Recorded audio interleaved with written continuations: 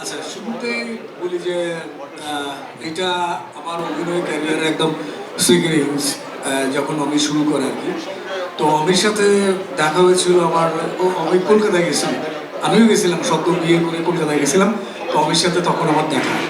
আর অমিরা যখন সহকারী পরিচালক হিসেবে ছিল তখনই মাঝে মাঝে ইয়ে হইতো আর কি, যাই হোক এটা অন্য আলাপ।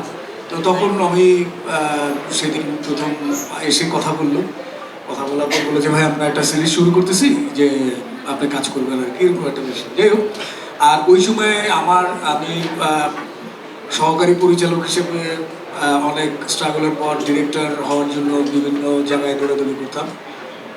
তো যাই হোক, প্রডিউসার সব কিছু মিলে একটা এলোমেলো অবস্থায় ছিলাম। তারপরে অ্যাক্টিংটা করা শুরু হয় আর কি।